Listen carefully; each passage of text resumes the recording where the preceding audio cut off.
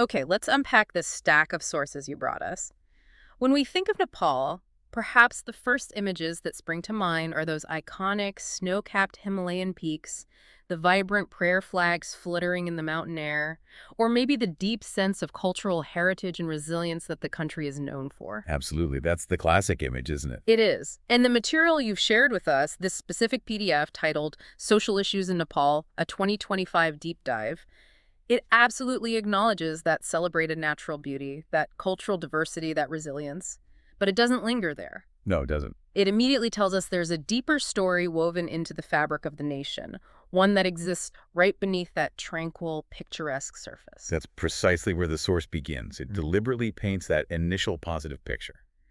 The landlocked country nestled in the Himalayas, known for its beauty, its diversity, its strength, but then starkly contrasts it with the reality it presents. A society that is, as the document puts it, deeply entangled in social complexities. Right. It's a deliberate choice by the author, I think, to set the stage, letting us know this deep dive is going to look beyond the immediate, beautiful facade and into the significant challenges within. So our mission together today, diving into this material you specifically provided for us, is to sift through it. We're going to extract what the source considers the most important nuggets of knowledge, truly understand the origins of these social issues, how they manifest in the daily lives of people across Nepal, and, well, what potential pathways forward are laid out in this document. Yeah, get a real handle on it. It's about giving you that shortcut to being well-informed on this critical topic, complete with surprising facts and hopefully just enough engaging conversation to keep you hooked through some pretty heavy stuff. And it is heavy stuff, no doubt. But the goal isn't just a list of problems, it's to understand the nuances, the surprising interconnectedness of these challenges, and the sources of both inertia and hope identified within this document. We'll guide you through the major social issues this source lays out for 2025. Right. It's a serious topic that demands our full attention, acknowledging the gravity of the issues. But we'll approach it with that blend of curiosity and enthusiasm for understanding that is at the heart of the deep dive. Let's begin right where the source chooses to start then, by examining what it presents as the bedrock, the sort of fundamental layers of disadvantage in Nepal: caste and gender. Yes. The document immediately plunges into caste-based discrimination and untouchability, and the very first sentence here is just profoundly striking. Despite being constitutionally abolished for decades, this discrimination continues to haunt Nepalese society. That phrase, continues to haunt, is powerful, isn't it? It doesn't just state a fact, it evokes the persistent, almost spectral presence of this ancient hierarchy. The source is clear that the Dalit community, which it notes makes up a significant portion, about 13% of Nepal's population. 13%? Wow. Yeah, it's significant, and they face deep systemic exclusion. This isn't abstract. It describes how this exclusion plays out in the most basic aspects of daily life, particularly in rural areas. And the examples the source provides are incredibly concrete and disturbing. It talks about segregation and access to fundamental resources like water sources, communal spaces like temples, and even essential institutions like schools.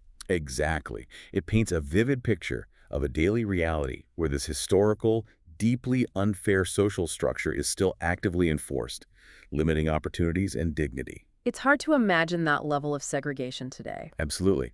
And the source doesn't flinch from the violent manifestations of this discrimination.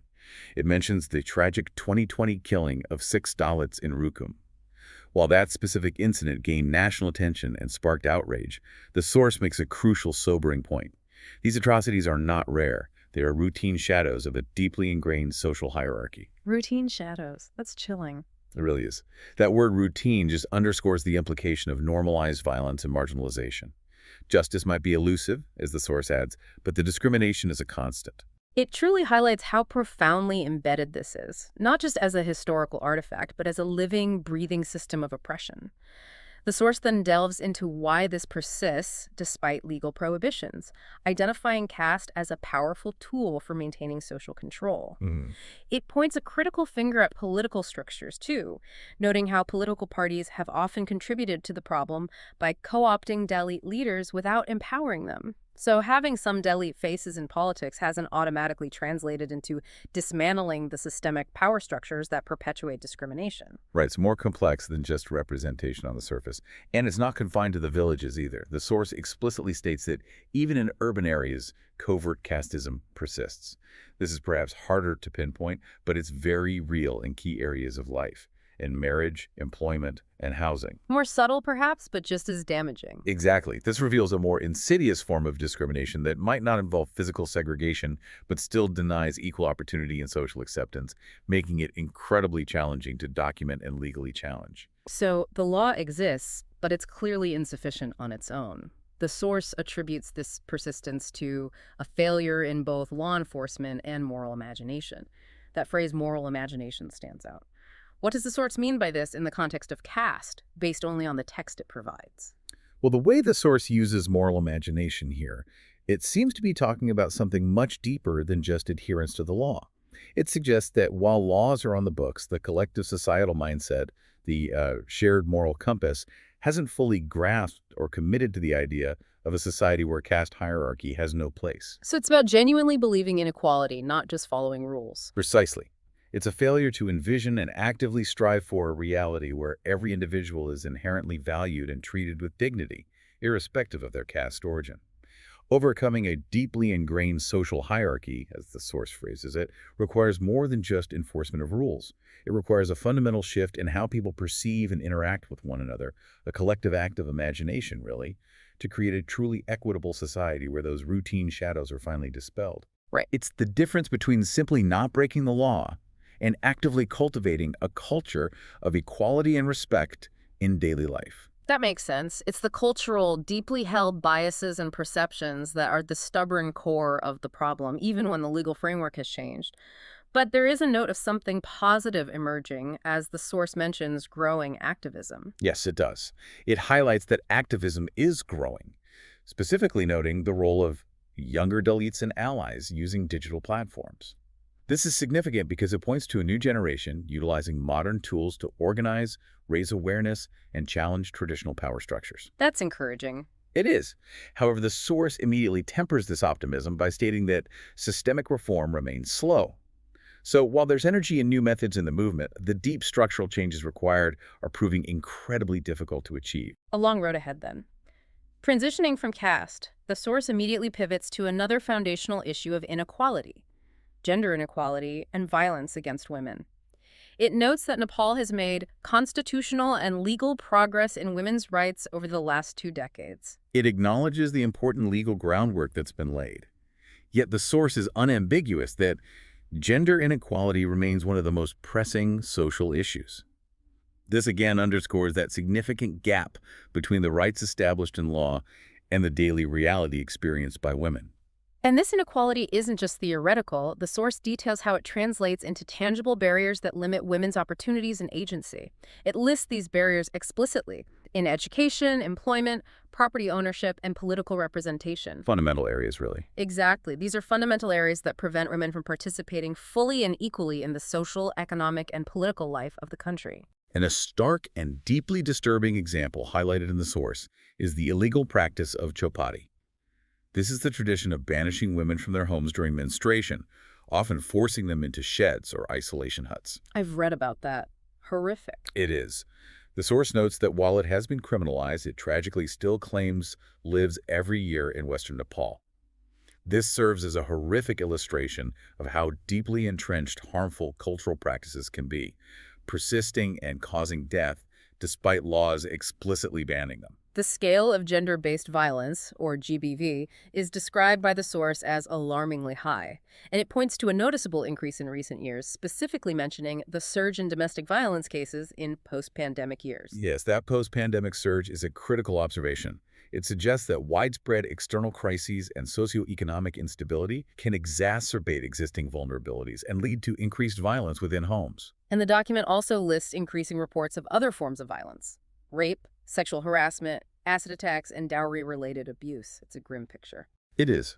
The source also outlines the immense challenges victims face when attempting to seek justice or even report abuse.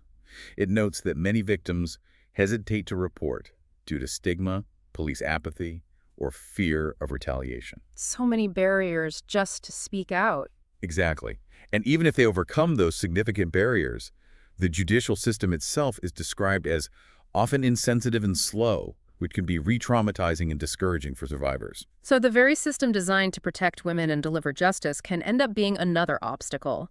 But similar to the discussion on caste, the source identifies a powerful counterforce at play, a powerful wave of feminist activism emerging. Yes, and the source is specific about where this energy is coming from, highlighting young women who are organizing protests, digital campaigns, and legal aid efforts.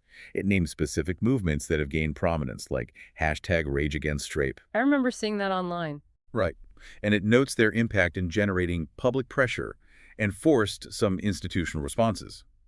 This demonstrates the crucial role of collective action, particularly leveraging digital platforms in bringing visibility to these issues and demanding accountability from institutions. This brings us to one of those key insights the source asks us to grapple with. It states very clearly, until patriarchy is dismantled not just in law but in daily life, true gender justice will remain distant. What does this distinction between dismantling patriarchy in law versus in daily life look like, based only on the examples and descriptions provided in this source? Well, the source's distinction is crucial, I think. Dismantling patriarchy in law involves passing acts, like the one criminalizing chopati or strengthening women's property rights, putting progressive frameworks on the books, It's a legal foundation. Right. But dismantling it in daily life is the much harder ongoing struggle against the manifestations the source describes.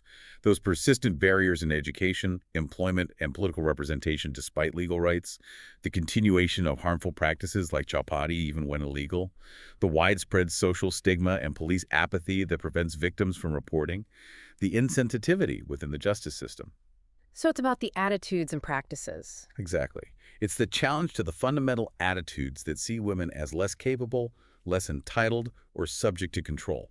It's the shift needed in family dynamics, community expectations, workplace interactions, and cultural norms.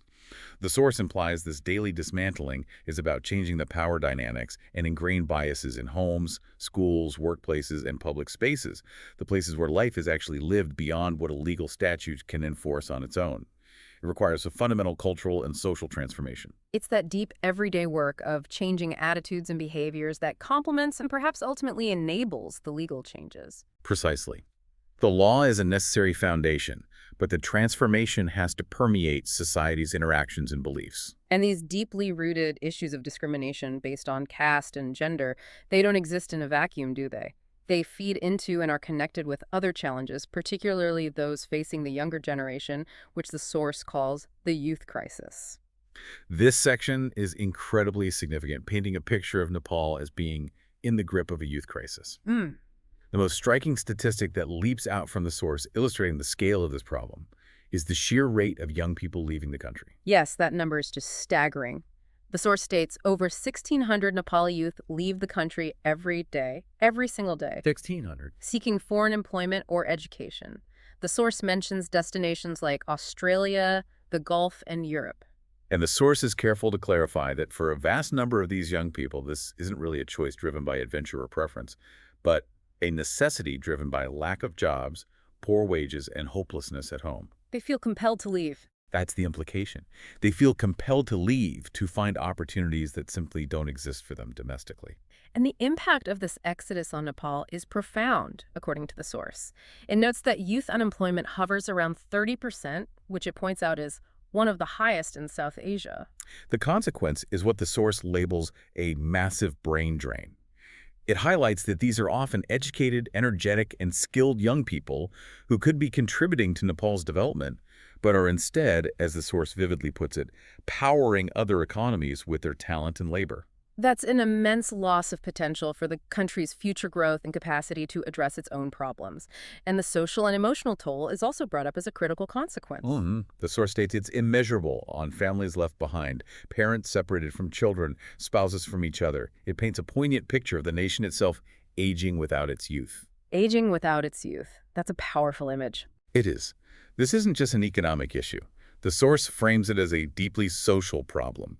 It directly reflects what the source calls a failure of the state to generate hope. while the source mentions that existing initiatives to support youth, such as entrepreneurship grants, startup incubators, or digital skill training, are in place. So there are some things being done. There are, but it critically assesses them as being insufficient or poorly implemented, and thus failing to stem this tide of immigration. So the efforts are clearly not effective enough to convince young people that a future exists for them at home. This leads to a really strong point made in the source. If Nepal is to harness its demographic dividend, it must treat youth retention not as a slogan, but as a survival strategy.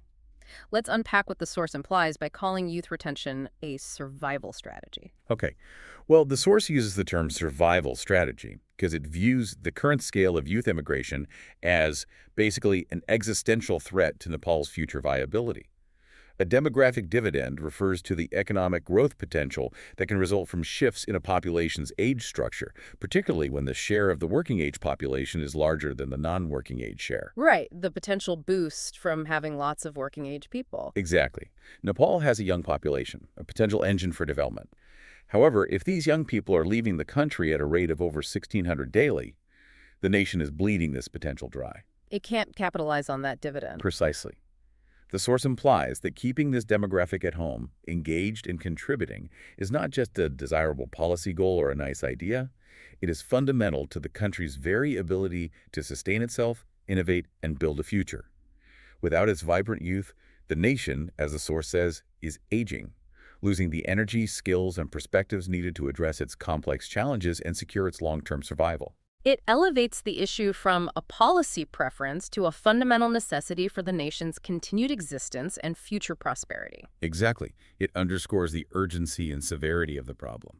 Closely linked to the pressures on youth, particularly returning migrants, is what the source calls the silent crisis of mental health.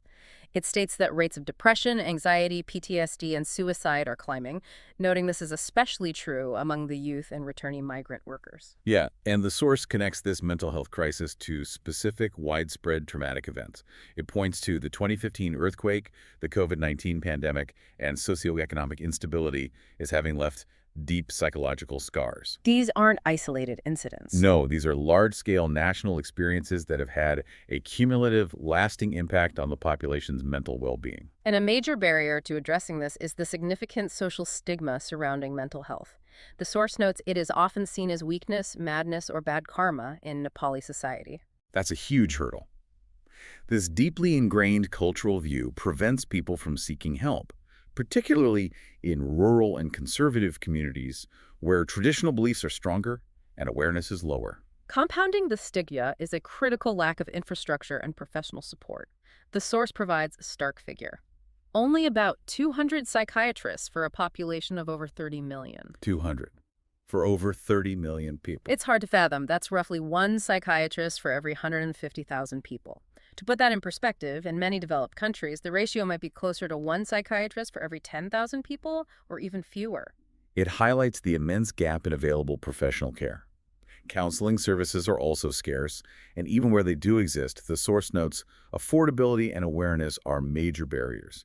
Many people simply can't access or don't know about the help available. So you have widespread trauma and distress, a cultural environment that discourages seeking help, and a severely inadequate system of professional support. It truly creates the conditions for a silent crisis. Yet the source does see glimmers of hope in emerging change. It mentions that change is brewing, pointing to initiatives like online mental health platforms, peer counseling groups, and youth-led mental health advocacy. Grassroots efforts. Yes, leveraging technology and community support. It also notes that the government has introduced some mental health policies, but the source offers a sharp critique, saying these policies remain symbolic because they lack the necessary budget and infrastructure for effective implementation. So policy without resources. This leads us to another key point for our deep dive. The source argues strongly for integrating mental health support into schools, workplaces, and primary health care. What is the significance of this proposed shift, moving mental health from a marginalized, specialized setting to being integrated into everyday institutions, based only on the source's description? Well, the source advocates for this integration because the traditional approach, often isolated mental health issues to specialized clinics, reinforces stigma and makes access difficult for the vast majority. By integrating mental health support into schools, it normalizes the conversation from a young age and provides support where youth already spend significant time. Makes sense. Meeting people where they are. Exactly. Embedding it in workplaces acknowledges the link between work, stress, and mental well-being, providing accessible support to adults. Crucially, integrating it into primary health care means that mental health check-ins become part of routine healthcare visits, reaching people in rural and conservative areas who might never seek out a specialized mental health clinic, but visit a local health post for physical ailments. That could make a huge difference in reach. Huge.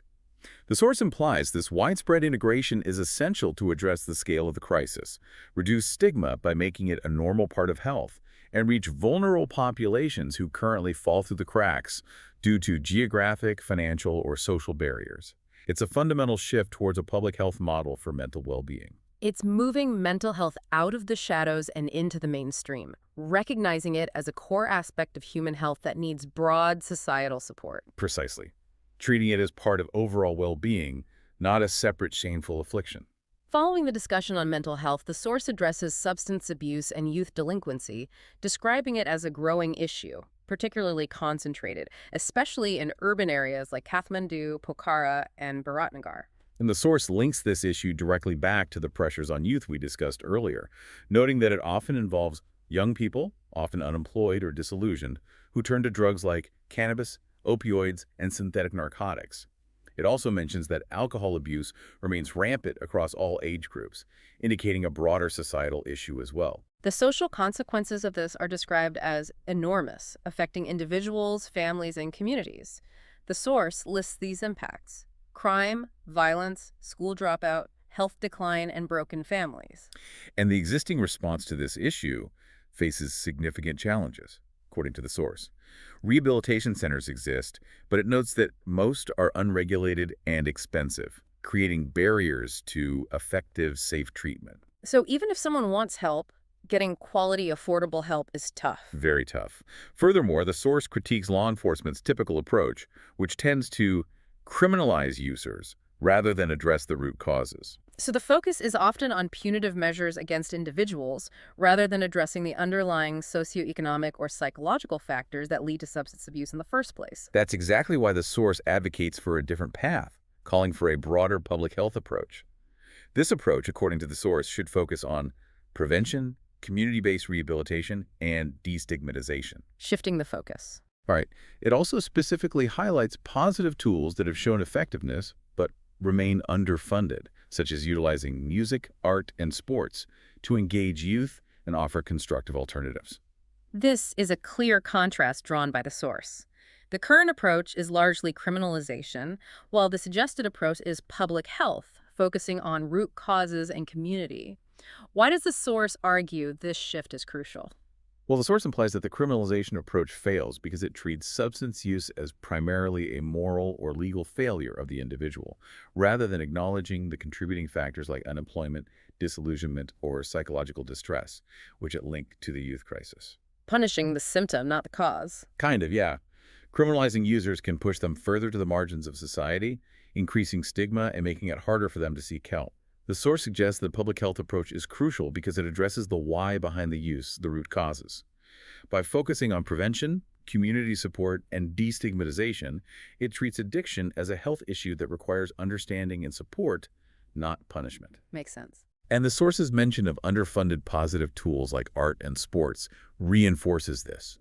Providing constructive engagement and hope is seen as a more effective long-term strategy than simply incarcerating users. It's about healing and reintegration, not just control. It's about treating the illness and addressing the environment that fosters it, rather than just punishing the symptoms. Exactly. A more holistic and, according to the source, likely a more effective approach. Now, let's shift our focus to Section 3, which broadens the lens to look at societal fragmentation and exclusion, affecting various vulnerable groups and the social fabric itself. The first topic here highlights the complex, dual-edged relationship Nepal has with migration and the dependency on remittances. Right. The source notes that Nepal has become heavily reliant on remittances sent home by migrant workers, stating they are contributing over 24% of the national GDP. 24%, that's almost a quarter of the economy. It's massive. This massive inflow of foreign currency is undeniably a major economic force, and the source acknowledges that it has significantly alleviated poverty for many families. However, it immediately highlights the profound social cost, stating this reliance has fragmented families and communities. That's a crucial point. The source makes the undeniable economic benefit comes with a significant, often unacknowledged social price. What does this social cost look like in practical terms, according to the source? Well, it manifests most acutely in the breakdown of family structures. The source describes long-term separation of parents and children, broken marriages, and absentee parenting. This prolonged physical and emotional distance has, according to the source, created emotional vacuums and identity crises among the younger generation who are left behind. It paints a poignant picture of the reality in many villages and towns where grandparents or single parents often raise children. These children often grow up without emotional support or guidance from their absent parents. This underscores that the economic survival strategy for many families comes at a deep psychological and social cost to the core family unit and the community. And the source makes a critical observation that this psychological cost of migration is rarely acknowledged in policy discussions. So the focus is purely economic. Largely, yes. Policies tend to focus on facilitating remittances and protecting migrant workers abroad, but not on the impact on families back home. While efforts are underway to manage labor migration more humanely, the source notes they face obstacles like bureaucratic inertia and exploitation by middlemen. It really highlights the complex trade-off. Economic necessity drives millions abroad, but the social consequences at home are immense and largely unaddressed. The source will later touch on the potential positive role of returnees, which adds another layer to this picture. But for now, it transitions to another group facing significant exclusion: people with disabilities. Yes, the source states unequivocally that people with disabilities, or PWDs, face systemic neglect in Nepal. And this neglect goes beyond a simple lack of accessibility features, right? The source describes the abysmal state of accessibility in public infrastructure, schools, and workplaces. But it crucially emphasizes that the discrimination faced by PWDs is both architectural, the physical barriers, and profoundly attitudinal. That attitudinal barrier is deeply rooted. The source notes that many people in society still see disability as a curse or punishment. This harmful perception isn't just unkind, it has devastating real-world consequences.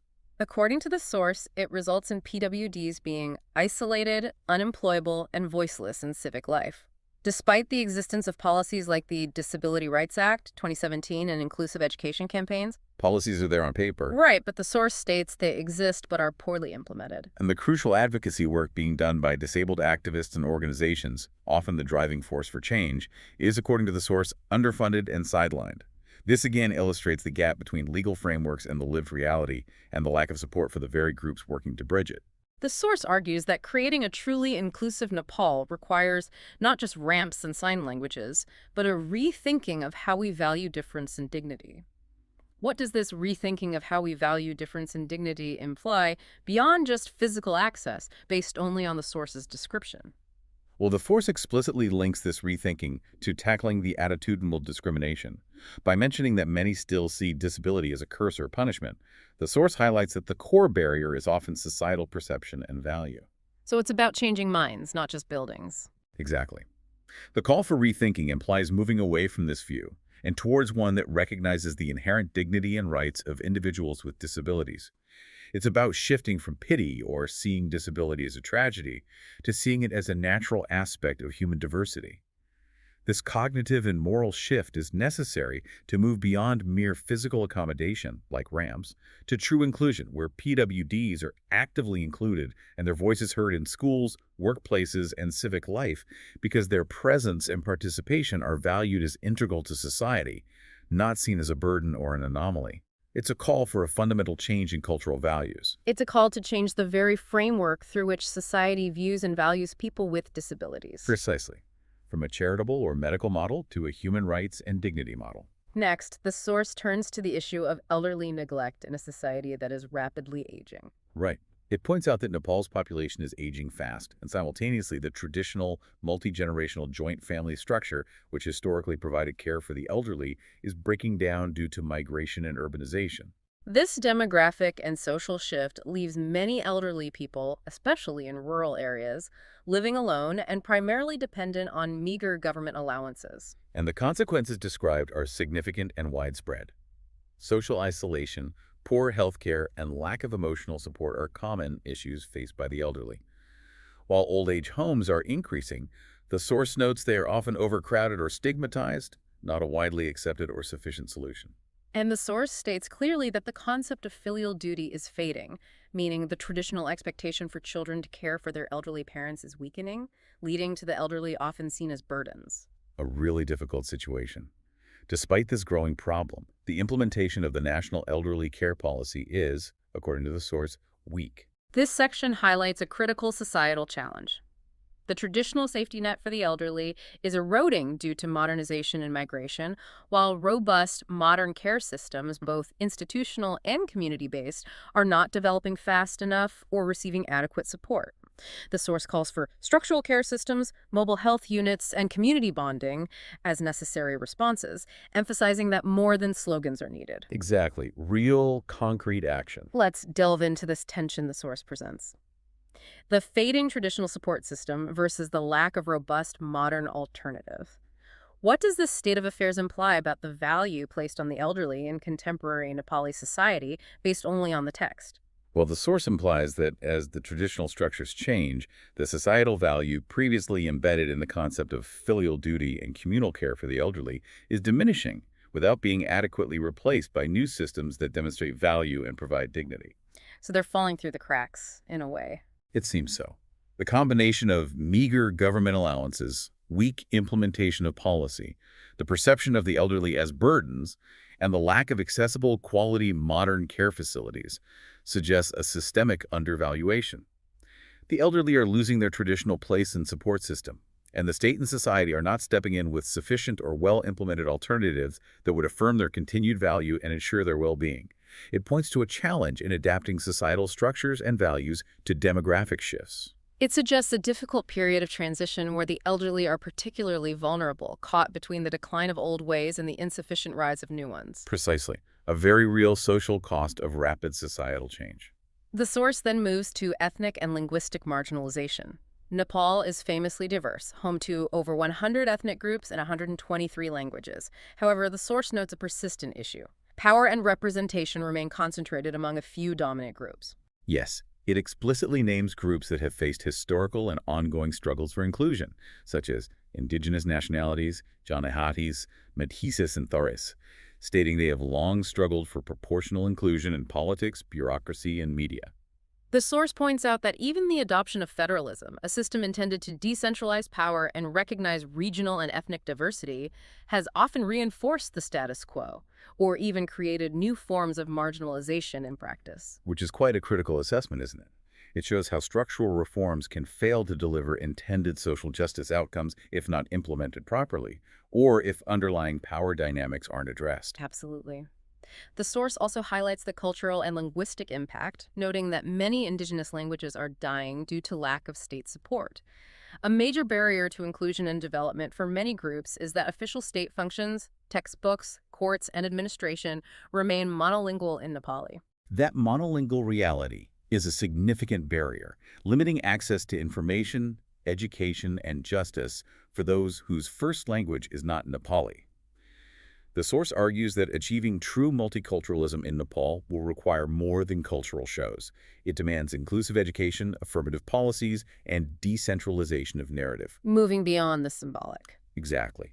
It calls for concrete policies and systemic changes that empower marginalized linguistic and ethnic groups and ensure their equitable participation in national life. How does linguistic and ethnic marginalization, as described in the source, particularly the monolingual state structures, impact access to justice, education, and representation? Well, the source directly links the monolingual nature of textbooks, courts, and administration to marginalization. If educational materials are primarily in Nepali, it creates a disadvantage for children whose first language is not Nepali, potentially hindering their learning and academic success. Sets them back from the start. Right. In the justice system, if court proceedings and legal documents are only in Nepali, it severely limits access to justice for individuals who do not understand the language, making it difficult for them to understand their rights, present their case, or even navigate the legal system. A fundamental barrier to fairness. Definitely. In terms of representation, if the language of government and power is exclusively Nepali, it creates a barrier for those from linguistic minorities to fully participate in bureaucracy or politics. The source implies that true access and representation require the state itself to be multilingual and culturally sensitive, reflecting the diverse reality of the population it serves, which the current structure hinders. It means that for many, the state and its crucial services are effectively inaccessible due to language and ethnic barriers. Exactly. Language becomes a gateway to opportunity and justice, and that gateway is often closed for marginalized groups. The final group highlighted in this section are sexual and gender minorities, specifically the LGBTQ+ community. The source notes that while they have made significant strides, crucially, social acceptance lags behind. Yes, it acknowledges Nepal's pioneering legal progress, noting it was one of the first in Asia to recognize a third gender and allow legal gender changes. These legal milestones are presented as important achievements in recognizing fundamental rights. But the daily reality, as the source details, is one of continued struggle. They still face pervasive discrimination, including ridicule, family rejection, and workplace discrimination. The source also points out the lack of inclusive education, stating schools rarely teach inclusive sex education, which contributes to societal ignorance and prejudice. And the source notes that opposition often comes from religious and conservative forces who often paint queer identities as Western imports. This highlights how cultural and religious conservatism acts as a significant barrier to social acceptance, even in the face of progressive legal changes. Despite these challenges, the source emphasizes that the queer movement is gaining strength. It lists various forms of activism being employed. Pride parades, safe spaces, legal campaigns, and storytelling are reshaping the narrative. The inclusion of storytelling here is particularly insightful, I think. It points to the power of personal narratives and visibility in challenging stereotypes, building empathy, and fostering acceptance in a society where traditional views are strong. Let's focus on that gap between legal recognition and social reality the source describes. How is the fight for a more inclusive Nepal being waged daily by the queer community, according to the source's account? Well, based on the source, the fight is a multifaceted daily effort that extends beyond just legal advocacy. Pride parades are acts of visible presence and community building that directly challenge stigma and invisibility in public spaces. Making themselves seen. Right. Creating safe spaces is a practical response to facing ridicule, family rejection, and workplace discrimination. In other parts of daily life, these are places where individuals can find acceptance and support. Legal campaigns continue to push for the full realization and enforcement of their rights, and importantly, storytelling is highlighted as a key tool. Why storytelling specifically? This implies that sharing personal experiences, struggles, and triumphs through various platforms, including digital ones hinted at earlier in the source, is a deliberate strategy to humanize queer identities, counter the narrative of them being Western imports, and slowly change public perception and build social acceptance one story at a time.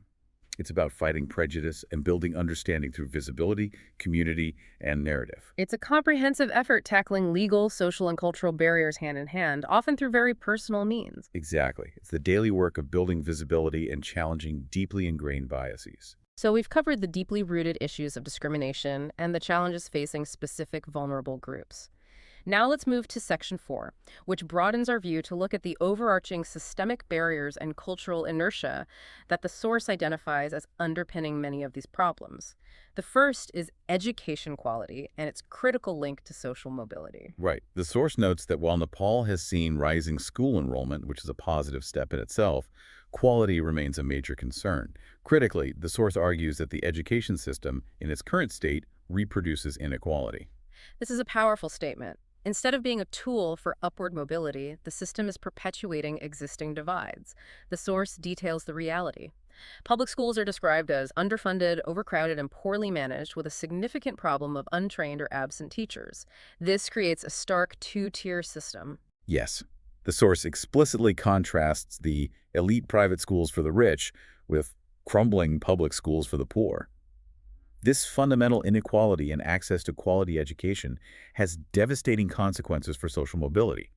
The source states plainly, caste, class, and geography determine one's chances, and education, once a ladder of mobility, now entrenches social divides. So, for those from disadvantaged backgrounds, attending these under-resourced public schools means they receive an education that isn't equipping them with the skills and knowledge needed to compete with those from privileged backgrounds who attend elite private schools. It locks in disadvantage. That's the picture it paints. The source calls for fundamental reform, moving beyond exams and focusing on nurturing creativity, critical thinking, and equal opportunity. It elevates inclusive education to being not just an academic goal, it's a moral imperative, stressing that it must ensure that marginalized students, specifically mentioning Dalits, Jinoyatis, girls, disabled students, and sexual minorities, feel safe and respected in schools. That safety and respect piece is crucial for learning. Absolutely. It also emphasizes the vital importance of mother tongue education for children from diverse linguistic backgrounds, seeing it as key to preserving linguistic diversity and building cultural confidence. And addressing the urban-rural gap in education is mentioned, with the potential of digital classrooms noted, but with the critical caveat that they must be accompanied by the necessary infrastructure and training. Can't just drop in technology without support. Exactly. This section provides a clear analysis of how the education system, despite increased enrollment, is failing its potential as a driver of equity due to quality disparities and lack of inclusion, and offers pathways for real reform. Let's really dig into that idea. The source states education should be a ladder of mobility, but currently entrenches divides. How specifically does this lack of quality and inclusion, as described, turn this potential engine of change into a barrier? Well, the source implies that the fundamental issue is unequal quality. The underfunded, poorly managed public schools with absent teachers simply cannot provide the same level of instruction or resources as the well-resourced private schools. The starting line isn't the same. Not even close. This means students from disadvantaged backgrounds receive a substandard education, limiting their academic achievement and future opportunities compared to their wealthier peers. The source also highlights that if marginalized students don't feel safe or respected in schools due to lack of inclusion or discrimination based on caste, gender, disability, etc., they're less likely to succeed or even stay in school, further limiting their chances. Creates another barrier. Right. By providing vastly different quality based on socioeconomic status and failing to create genuinely inclusive environments for all students, the education system described actively reinforces the advantages of the privileged and perpetuates the disadvantages of marginalized groups, functioning as a barrier to upward mobility rather than a pathway. It's like the ladder of mobility is broken for some and missing rungs for others based on where they start in life. Precisely. The system is reflecting and reproducing societal inequalities, unfortunately. Next, the source tackles corruption, and it uses very strong language, calling it not just a political problem, it's a social disease. That phrase, social disease, is incredibly powerful, isn't it? It signifies that corruption in Nepal is not confined to high-level political scandals. It's pervasive, having seeped into daily life. And the source provides concrete, everyday examples of this normalization of corruption, describing how it's required from getting a driver's license to securing a hospital bed. These are basic services essential for ordinary citizens that are subject to bribery and favoritism. The impact of this normalization, according to the source, is devastating for the social contract. It erodes trust, breeds cynicism, and disempowers citizens. When you have to pay bribes for basic rights or services, your faith in the state and fair process is fundamentally broken. It must be incredibly demoralizing. The source argues that addressing this requires more than just symbolic raids targeting a few individuals. Right, it needs to go deeper. It emphasizes the need to nurture a systemic change, cultivating civic education, public audits, and a culture of integrity, from schools to temples to TikTok. That's quite a scope. Yeah. This again points to the need for a profound cultural shift, not just legal crackdowns. It needs to be addressed at all levels of society, in every institution and public space, including online platforms. The source calls corruption a social disease. Given the other social issues we've discussed, caste, gender, access to justice, healthcare, youth unemployment, how does its normalization in daily life feed into and exacerbate these other problems, based only on the source's description? Well, the source implies that when corruption is required for basic services like healthcare, getting a hospital bed, or obtaining necessary documents, driver's license, it directly hinders access for the poor and marginalized who cannot afford bribes or lack connections for favoritism and nepotism, both mentioned as manifestations of corruption. So it hits the most vulnerable hardest. Exactly. This links directly to issues like elderly neglect, access to healthcare, disability rights, access to services, and potentially even the challenges faced by returnees trying to navigate bureaucracy. It undermines the justice system discussed earlier, where outcomes might be influenced by bribes rather than legal merit, disproportionately affecting vulnerable groups like Dalits or victims of GBV seeking justice. Undermines any chance of fairness. Right. The cynicism and disempowerment it breeds also weakens civic engagement and activism, making it harder for citizens to collectively demand change on any issue. Furthermore, by diverting resources and undermining fair processes, corruption directly contributes to the lack of jobs and poor implementation of initiatives intended to help youth, fueling the hopelessness that drives immigration and contributes to the youth crisis.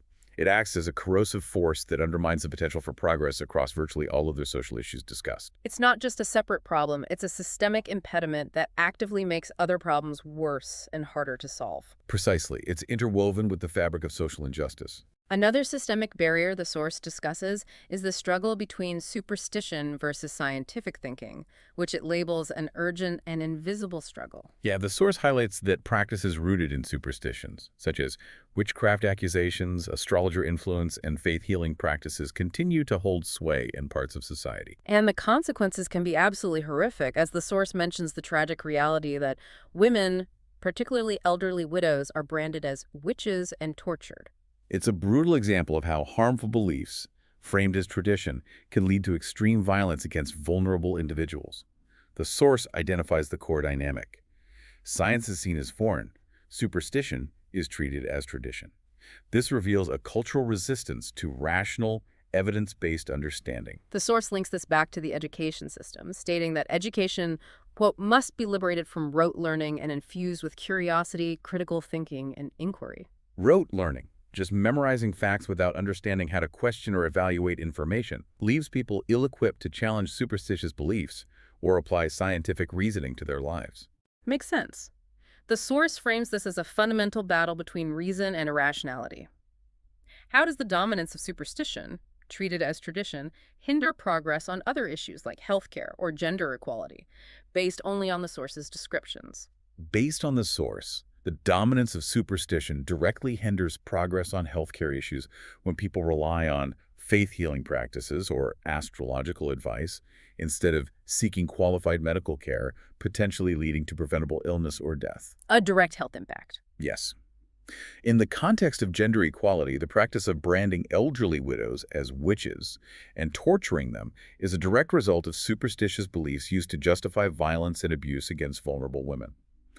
More broadly, when superstition is prioritized over scientific thinking and critical inquiry, as hindered by rote learning and education, it makes it harder to introduce evidence-based approaches to public health campaigns, challenge traditional gender roles or caste-based beliefs that might be religiously sanctioned, or promote rational decision-making in daily life or governance. Creates resistance to change. Exactly. It provides a cultural justification for resisting change and perpetuating harmful norms under the guise of upholding tradition. Finally, in this section on systemic barriers, the source discusses the digital divide and information inequality. Right. It highlights the stark contrast between urban and rural Nepal. While cities are going digital, the source notes that many rural areas still lack internet, electricity, or digital literacy. And this gap isn't just about access to technology, it has tangible negative impacts on social equity. The source states it worsens educational and economic inequality. A powerful illustration of this impact is given from the COVID lockdowns. The source notes that millions of students were left behind because they couldn't access online classes due to lack of internet or devices in rural areas. This demonstrates how digital inequality directly translates into educational disadvantage, deepening existing divides. A very concrete example of that inequality in action, the source emphasizes that bridging this divide requires more than just building infrastructure. Yes, it states it's not just about building towers. It's about affordable data, community training, and inclusive content in local languages. This means addressing the economic, skill, and linguistic barriers to digital participation. It's a holistic approach. It underscores that technology must be deployed in a way that is accessible and relevant to diverse communities. Otherwise, it just becomes another source of inequality. Let's delve into how this digital divide, as described in the source, reinforces other inequalities we've discussed, limiting access to crucial information, education, and economic opportunity. While the source explicitly links the digital divide to worsening educational and economic inequality, the COVID example shows how lack of internet access created unequal educational opportunities. For economic opportunity, it means people in digitally disadvantaged areas miss out on online job markets, digital entrepreneurship platforms, and access to information about agricultural practices, market prices, or government schemes that could improve their livelihoods. Limits their options significantly. Absolutely.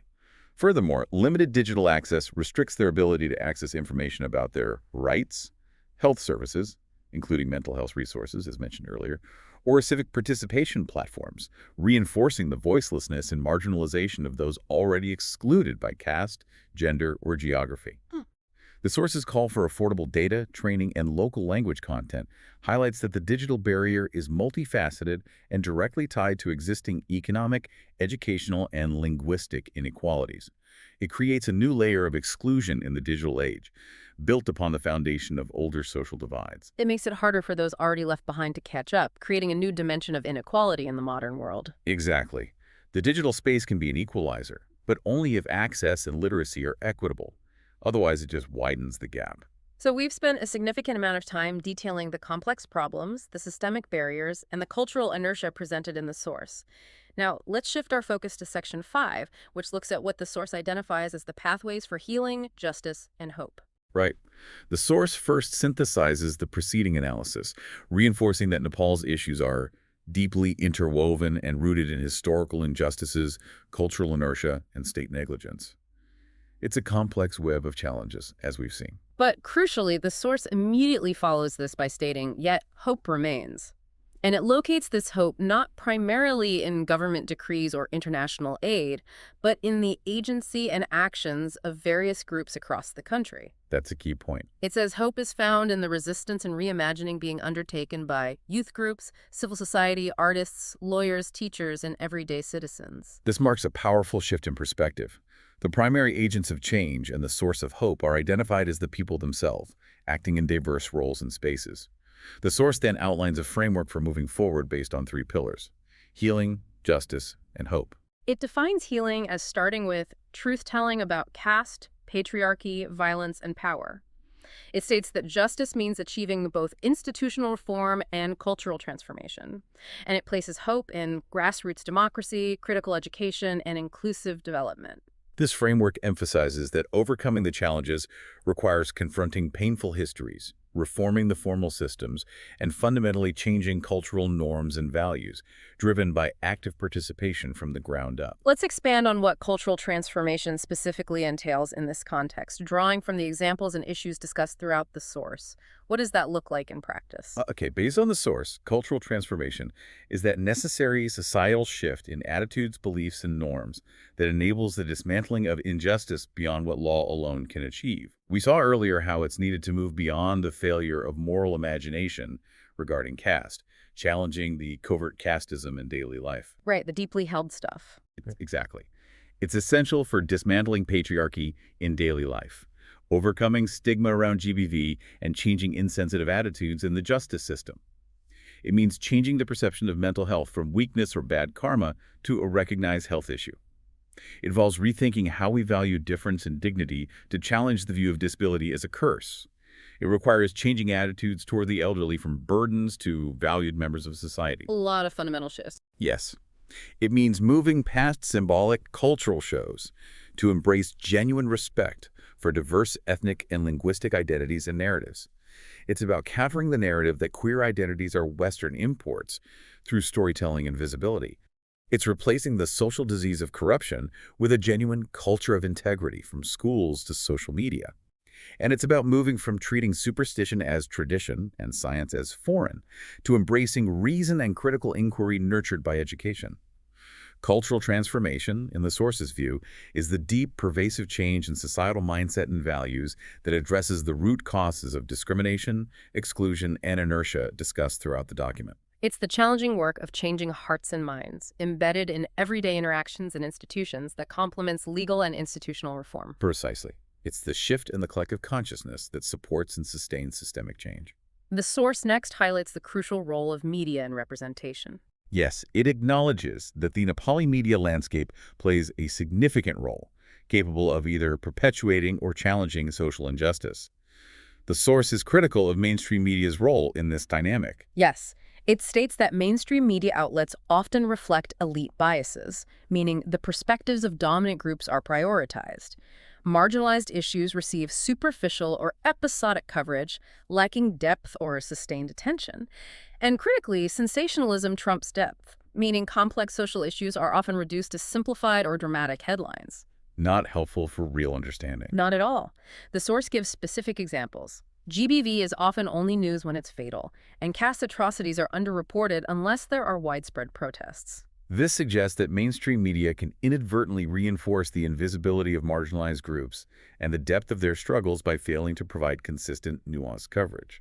However, the source points to powerful forces working to counter this narrative control. It highlights the rise of independent platforms, podcast networks, digital magazines, and social media as agents of change. The alternative media space. Right. And it specifically notes how Dalit journalists, feminist bloggers, and queer content creators are reclaiming narrative space. This reclamation of narrative is presented as fundamental. The source states that representation in media is fundamental to changing national consciousness. By telling their own stories and highlighting issues from their own perspectives, these creators are challenging the dominant narratives and making the experiences of marginalized groups visible. It's about taking back control of the story. Exactly. The source also adds the importance of media literacy in education to help people critically assess information and resist hate or propaganda in a complex media environment. Let's explore how controlling or reclaiming the narrative space, particularly by marginalized groups, impacts the fight for justice, as described by the source. Well, the source implies that historically, dominant groups have controlled the media narrative, shaping public perception and often rendering the struggles of marginalized communities invisible or framing them in ways that perpetuate stereotypes. By reclaiming narrative space, marginalized groups are taking control of how their stories are told and how their issues are presented. Shifting the power dynamic. Yes. When Dalit journalists report on caste discrimination from within the community, when feminist bloggers share personal experiences of GBV, or when queer content creators share stories of identity and struggle, they are challenging the elite biases and superficial coverage of mainstream media. This increased visibility, authenticity, and nuanced representation, according to the source, is fundamental to changing national consciousness. It makes it harder for society to ignore injustice, builds empathy, and can mobilize support for change by making the human impact of these issues undeniable. It transforms abstract problems into relatable realities, which is crucial for driving the cultural transformation needed for justice. It's about shifting who gets to define reality and whose experiences are seen and valued. Exactly. Narrative is power, and reclaiming it is a form of empowerment.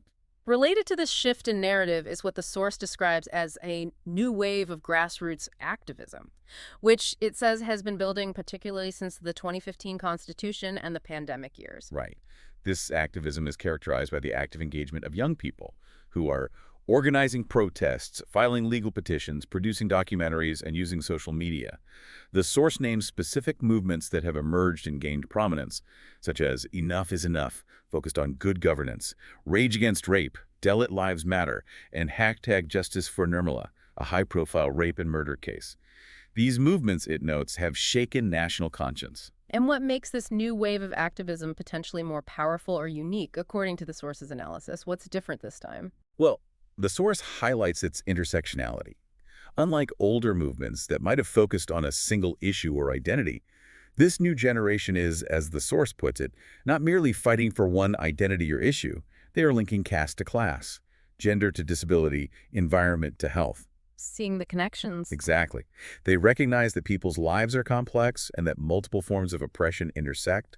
They're also demanding accountability more broadly, not just from the state, but from each other, suggesting a focus on challenging societal norms and individual behaviors as well as institutional failures. That intersectional approach is significant. It acknowledges the complex reality of how different forms of discrimination overlap and reinforce each other. The digital age, while having risks, also plays a positive role here, allowing solidarity across borders and class lines. Yes, digital platforms facilitate organization and connection that weren't previously possible.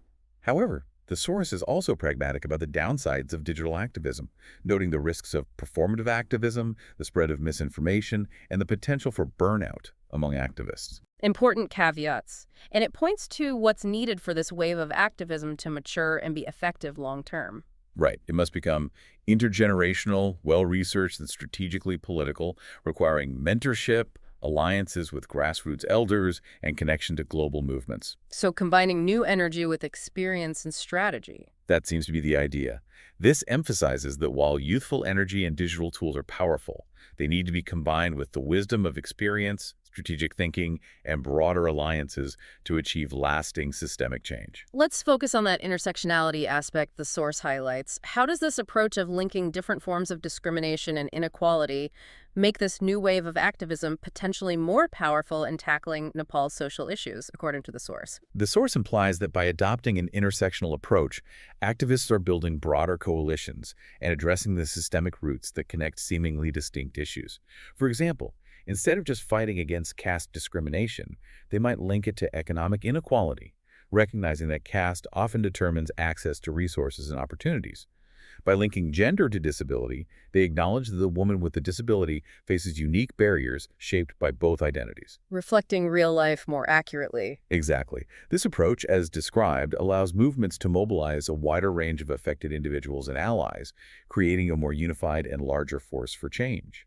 It also leads to a more holistic understanding of the problems, prompting demands for comprehensive solutions that address multiple layers of disadvantage simultaneously, rather than fragmented single-issue reforms that might overlook how different oppressions interact. It mirrors the interwoven nature of the problems themselves, making the response potentially more effective. It recognizes that you can't solve one deep social problem in isolation. They are all connected. Precisely. A more accurate reflection of lived reality leads to a more robust form of activism. Moving on, the source examines the judiciary, legal reforms, and access to justice, noting that Nepal's constitution provides a progressive framework for social justice. But here again, the source identifies a significant challenge. Implementation is the weakest link. The progressive laws and constitutional provisions designed to protect rights and ensure justice are not being effectively put into practice. And the judiciary itself, the system responsible for upholding these laws, is described as facing its own problems. The source says it is slow, expensive, and often intimidating for ordinary citizens. This makes seeking justice a difficult and daunting process for many. The source gives concrete examples of individuals who face barriers: women reporting domestic abuse, Dalits seeking justice for violence, or laborers denied wages often face institutional apathy, victim blaming, and long delays. This is a critical failure. The system that is supposed to protect victims and hold perpetrators accountable is often characterized by indifference, blaming the victim, and drawn-out processes that can deny or delay justice indefinitely. Adding to these barriers is the lack of awareness about rights. Yes, the source highlights that legal literacy is minimal outside urban centers. This means vast numbers of people in rural areas don't know their rights, let alone how to claim them. Compounding this, legal aid remains limited, meaning even if they know their rights, getting affordable legal support is difficult. A double barrier: lack of knowledge and lack of support. The source proposes solutions to bridge this gap between law and justice. It does. It suggests community-based legal awareness programs, especially in native languages, can help bridge this gap by bringing knowledge of rights directly to communities in accessible formats. And crucially, it calls for the judiciary itself to become more inclusive, specifically demanding representation of women, Dalits, Janayodis, and disabled individuals within courts and bar councils. This links back to our earlier discussion on representation. The source sees an inclusive judiciary, reflecting the diversity of society, as essential for delivering justice effectively. Yes. The source states that a just judiciary needs to reflect the society it serves. What are the implications of the current lack of representation within the judiciary, as described in the source, for achieving justice on the social issues we've discussed? Well, the source implies that a judiciary dominated by individuals from only certain groups, presumably the same dominant groups who concentrate power elsewhere, as mentioned in the ethnic marginalization section, may lack the lived experience or sensitivity to fully understand or prioritize the unique forms of injustice faced by marginalized communities. Creates blind spots. Exactly. Without sufficient representation of women, Dalits, Janajadis, and disabled individuals within the courts and legal profession, there is a higher risk of perpetuating the institutional apathy and victim blaming that the source identifies. Judges or lawyers who do not fully grasp the realities of caste discrimination, gender-based violence, or the barriers faced by PWDs might inadvertently or explicitly fail to apply the progressive framework of the Constitution in ways that truly protect these vulnerable populations. The force suggests that diversity within the judiciary is necessary to ensure that the system's interpretation and application of law are informed by the diverse realities and injustices experienced by the society it is meant to serve, making it more responsive and equitable. It suggests that representation isn't just a matter of fairness and staffing. It's fundamental to the quality and equity of justice itself. Exactly. The composition of the judiciary impacts its capacity to deliver justice for all. Moving on, the source discusses the complex relationship between religious institutions and social conservatism and social progress. It notes that despite Nepal becoming a secular republic, religious norms and institutions still wield powerful social control. Yes, this influence is particularly strong, according to the source, over sensitive areas like caste, gender roles, and sexuality. The source highlights how many harmful practices are justified in the name of religion or tradition. This demonstrates how traditional religious interpretations can be a significant barrier to progress, actively upholding discriminatory practices and norms, like elements of caste hierarchy or restricting women's roles, even in a secular state. However, the source also points to a counter-narrative within the religious landscape. Right, it makes it clear that not all religious influence is regressive. It highlights the emergence of progressive religious voices within various traditions, mentioning Buddhist, Kirat, and even Hindu reformist circles. These voices are actively advocating for core spiritual values that align with human rights, emphasizing compassion over hierarchy and social harmony over orthodoxy. And the source sees potential for these progressive voices and for interfaith dialogues and reinterpretations of scripture to be allies in reform, particularly in rural areas where religious institutions hold significant influence. So the challenge, as framed by the source, isn't to eliminate religion's role entirely, but not to erase religion, but to dismantle its misuse and promote spiritual values that align with human rights and dignity. It's about challenging interpretations that justify harm and promoting those that foster equality and compassion. Let's discuss that tension presented in the source between traditional religious interpretations reinforcing harmful norms and the emerging progressive interpretations advocating for change. How do these internal religious dynamics impact broader social reform efforts? Well, the source presents a dynamic where conservative religious interpretations provide a powerful cultural justification for maintaining harmful practices related to caste, gender roles, and sexuality, wielding significant social control, especially in rural or conservative communities. This makes changing these norms particularly challenging because they are seen as divinely sanctioned or ancient traditions. Gives them a strong foundation. Exactly. However, the source highlights that within these very traditions, progressive voices are emerging, reinterpreting scriptures to align with human rights principles like compassion, equality, and dignity. These progressive voices in interfaith dialogues have the potential to be powerful allies for social reform because they can challenge harmful practices from within the moral and cultural framework that many people already respect. They can provide religious arguments for equality and justice, potentially influencing individuals and communities who might be resistant to purely secular arguments, thereby impacting the cultural transformation the source deems necessary. It's a complex internal debate within religious traditions that has significant consequences for social progress in the wider society. Precisely.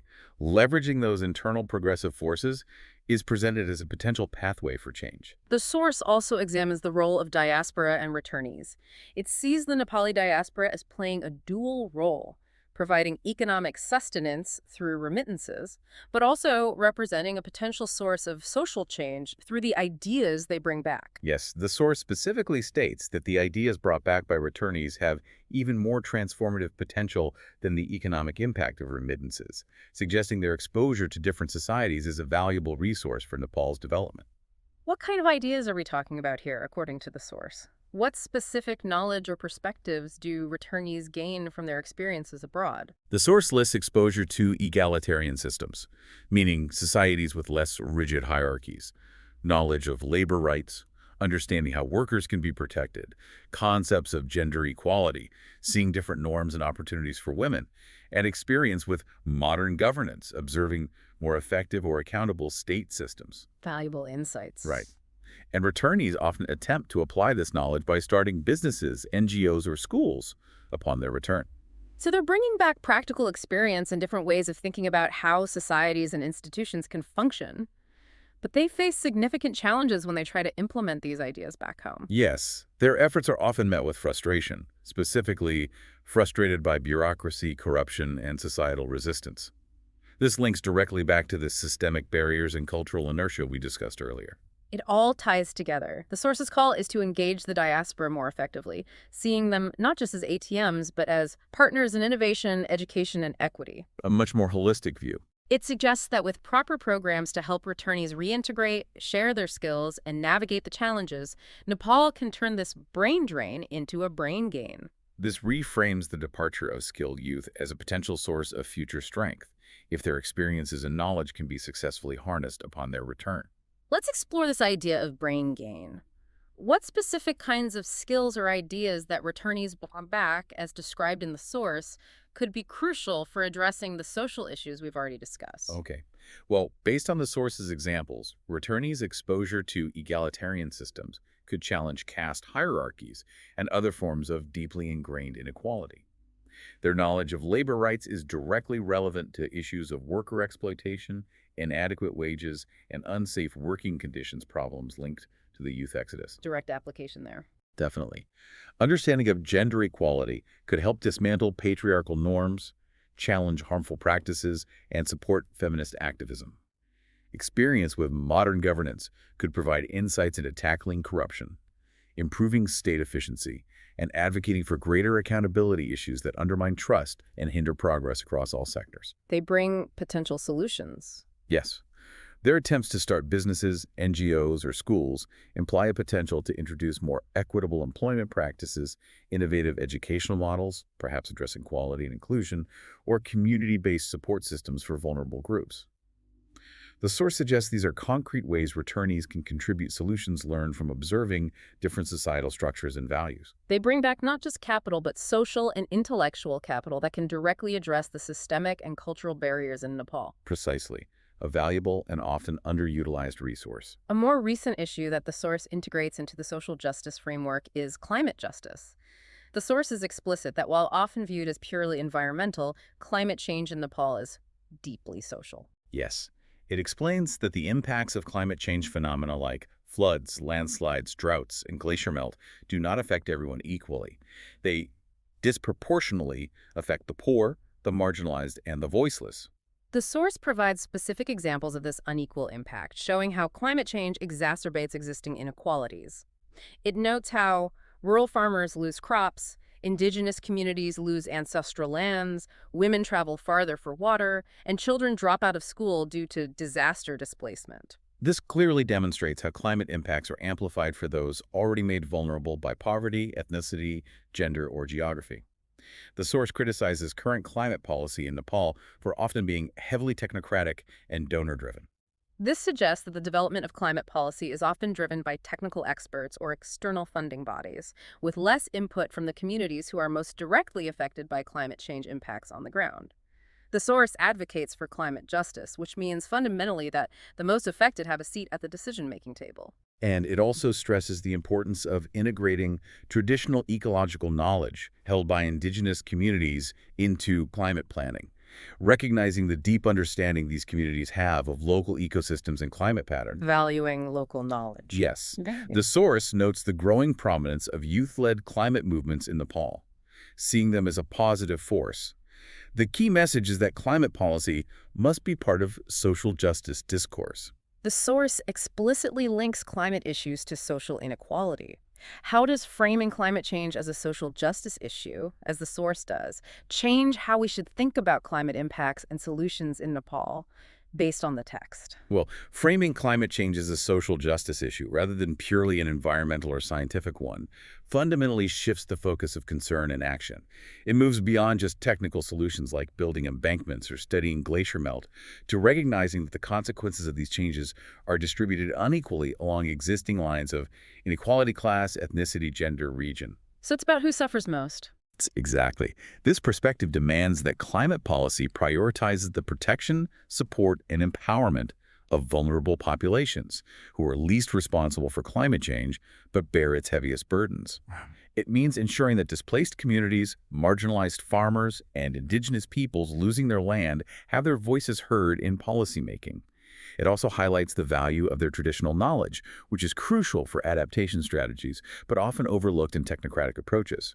By seeing climate change through a social justice lens, the source implies that effective solutions must address not just the environmental problem, but also its social causes and consequences, ensuring equity in both impact and response.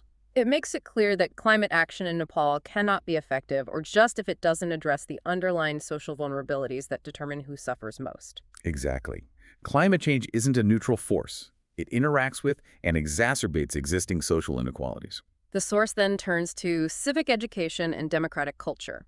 It states that while Nepal has a democratic framework, democracy is more than voting. Right. It requires a deeper engagement, a culture of civic responsibility, dialogue, accountability, and dissent. The source critically assesses Nepal's current political landscape, noting it is dominated by patronage, vote buying, and identity manipulation. This isn't the healthy functioning of a vibrant democracy. The source argues that civic education can change this. It proposes integrating the teaching of constitutional rights, democratic values, and media literacy into schools from a young age.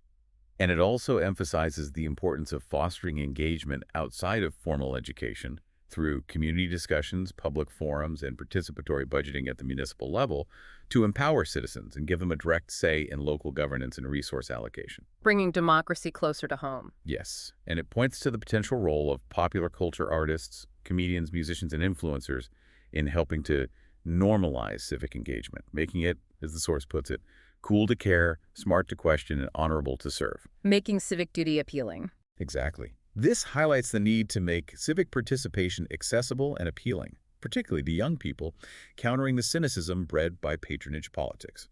How does the current political culture characterized by patronage, vote buying, and manipulation hinder progress on the social issues we've discussed? And how can civic education and engagement, as described by the source, potentially counter this?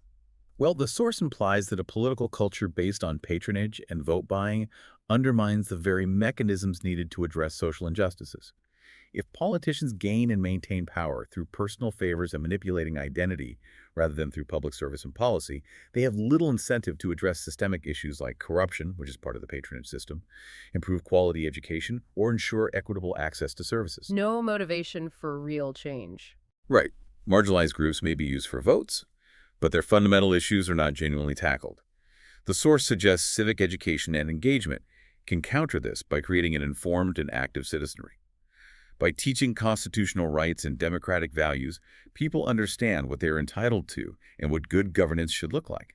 Media literacy helps them critically evaluate information and resist manipulation. Community engagement tools like participatory budgeting give citizens direct experience in democratic decision-making and resource allocation, potentially bypassing corrupt or ineffective state structures at higher levels. This empowers citizens to demand accountability, challenge patronage, and push for policies that genuinely address social inequalities, building a foundation for change from below. It's about building a citizenry capable of holding the system accountable and demanding that democracy serves the people, not just the powerful. Exactly. Shifting from passive subjects of patronage to active, informed citizens. The source introduces a deeply significant and heavy topic next: healing historical trauma. It describes Nepal as a society layered with unaddressed trauma stemming from multiple sources: caste slavery, civil war, displacement, abuse, and disaster. And crucially, much of this trauma is described as being intergenerational and unspoken. It's a pain that has been passed down through families and communities, often without public acknowledgement or space for processing. That's incredibly difficult. The source points directly to a failure of the state in addressing this, stating it has rarely offered truth commissions, reparations, or public apologies. This means that victims from these various traumas, especially women, former child soldiers, and displaced villagers mentioned by the source, continue to suffer in silence. Their pain is not acknowledged or validated by formal mechanisms of justice or reconciliation. The source argues forcefully that healing requires truth-telling, memorialization, and justice. It emphasizes the need to build spaces where pain can be processed through storytelling, therapy, rituals, and reconciliation. These are presented as essential mechanisms for individuals and communities to confront the past and begin to heal. And it offers a truly powerful definition of peace in this context. Peace is not just the absence of war, but the presence of healing. That's profound. Peace as an active process of healing. Yes. This reframes peace from merely the cessation of overt conflict to an active process of addressing underlying wounds and trauma. It suggests that genuine societal harmony and progress are impossible without confronting and healing these deep psychological and emotional scars from the past. The source calls unaddressed trauma a core issue. How might this historical trauma, as described, contribute to the persistence of current social problems, based only on the text and the issues we've discussed? Well, while the source doesn't draw every explicit line, it presents unaddressed trauma as a fundamental layer underlying society, a barrier to peace, which it links to healing. The sources of this trauma, caste slavery, civil war, abuse, are directly related to the current issues of caste discrimination, violence against women, and potentially the mental health crisis. The echoes of the past. Exactly.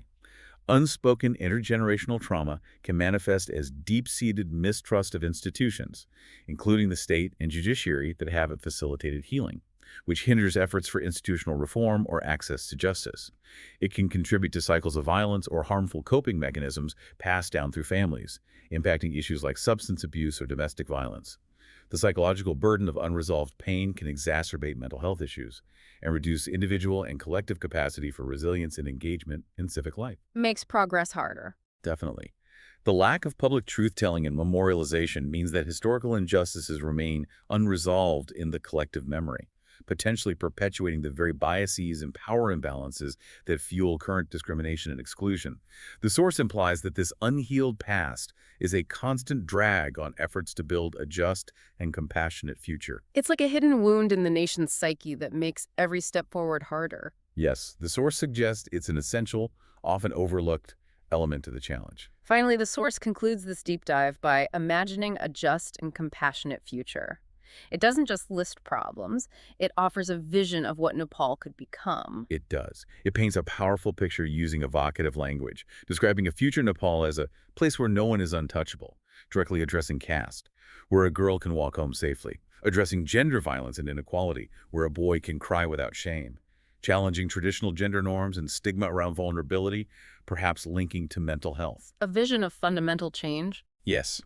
It envisions a society where a janitor's child can become a judge, speaking to social mobility and overcoming class-caste barriers, and where difference is celebrated, not feared, addressing ethnic, linguistic, and LGBTQ plus marginalization. And this vision includes a fundamental shift in the role of the state, where social services are seen not charity but rights, and the state protects the vulnerable rather than exploiting them, directly countering issues like corruption and state negligence. This is a clear articulation of the values and conditions that would embody the opposite of the problems discussed. The source is realistic, though, acknowledging that achieving this vision will not be easy. It requires immense effort and specific qualities from many stakeholders, listing visionary leadership, civic courage, ethical education, inclusive policies, and mass solidarity. It calls for different parts of society to take action, demanding that the privileged listen, that the oppressed rise, and that the indifferent awaken. This emphasizes that change requires effort and transformation from all segments of society, including those who benefit from the status quo or are disengaged. But the source ends on a note of profound hope. It states that the path to this future is unfolding every day in various spaces, not just in Parliament or the courts, but in classrooms, courtrooms, kitchens, campuses, and campaigns. And includes by stating that this future is being written not just by politicians, but by a diverse array of citizens, by teachers, farmers, returnees, artists, mothers, youth, and rebels. This brings us to our final point drawn from this material. The source ends by saying this widespread everyday engagement is, perhaps that is Nepal's greatest hope.